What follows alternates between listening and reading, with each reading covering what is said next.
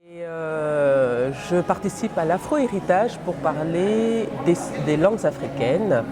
Je défends l'idée que les langues africaines sont normalisées et basées sur la science. C'est-à-dire que les anciens construisaient les mots à partir de ce qu'on appelle des racines concepts ou des syllabes. Chaque syllabe est un concept scientifique. Et donc, quand on construit les mots, on additionne, on soustrait les concepts. Et c'est comme ça qu'ils travaillaient. Si on prend des mots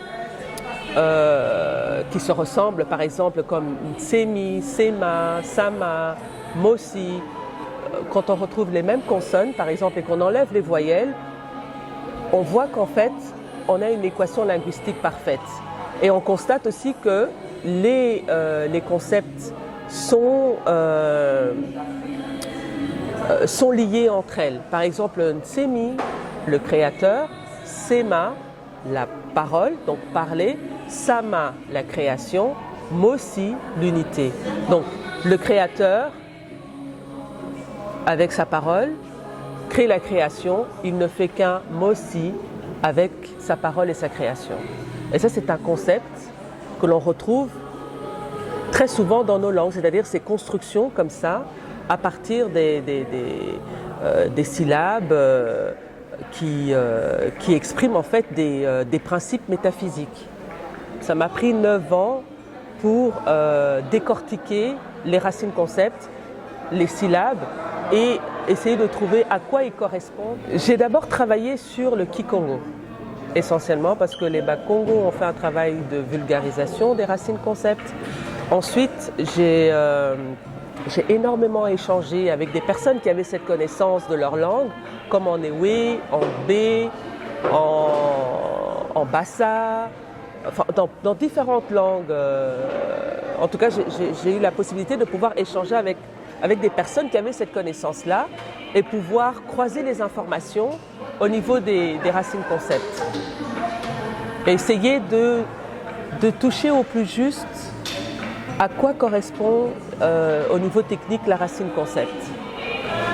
Tout ce que je peux dire, c'est que nos langues sont très avancées au niveau technique, nous ne sommes pas du tout en retard. Les langues des anciennes puissances coloniales sont issues, comme par exemple le français est issu du latin, mais vous avez un auteur Congo qui s'appelle Mielo Nzietu qui a écrit les racines bantoues du latin et qui prouve que le latin est une langue africaine, que c'est du Kikongo. C'est assez incroyable, mais lorsqu'on se penche là-dessus, on se rend compte que c'est vraiment troublant. C'est avéré. Je vais vous prendre un exemple tout simple. Le mot passion. Quand on parle de la souffrance, on parle de la passion du Christ, par exemple. Le mot passion, c'est lorsqu'on ressent quelque chose de très fort pour quelqu'un et qu'on peut en souffrir ou que ça peut nous apporter du bonheur. Ça dépend de notre état d'esprit. Alors le mot passion vient du latin passionis, qui est le onis, la terminaison dans passionis, c'est du gérondif. Mais lorsque vous enlevez le onis, vous avez le mot passi. Et quelqu'un qui parle lingala et quelqu'un qui parle kikongo sait que le mot passi, c'est la souffrance dans nos langues. Et c'est assez troublant de retrouver ce mot-là en latin. Et la plupart des mots en latin, on peut retrouver la racine dans les langues africaines.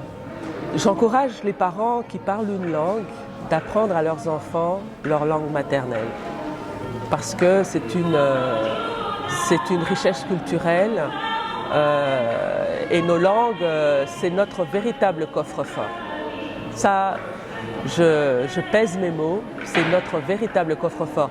Si nous oublions les matières premières que nous avons dans nos sous-sols, nos langues sont tellement riches au niveau technique, au niveau spirituel, que c'est vraiment dommage de passer à côté de ça.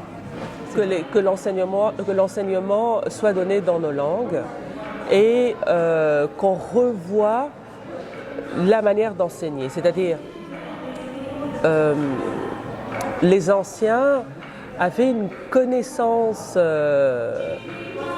au niveau des sons, au niveau des fréquences, qui se retrouvent sur les tissus africains. C'est-à-dire que nos tissus traditionnels africains, ce sont des formes géométriques qui sont issues de ce qu'on appelle la cymatique, c'est-à-dire la représentation du son en 2D. Et l'étude de la cymatique est la base de la science des anciens. Ce sont des formes géométriques que l'on retrouve tant au niveau de l'infiniment petit qu'au niveau de l'infiniment grand. Donc c'est très troublant au début de découvrir ça dans les langues africaines.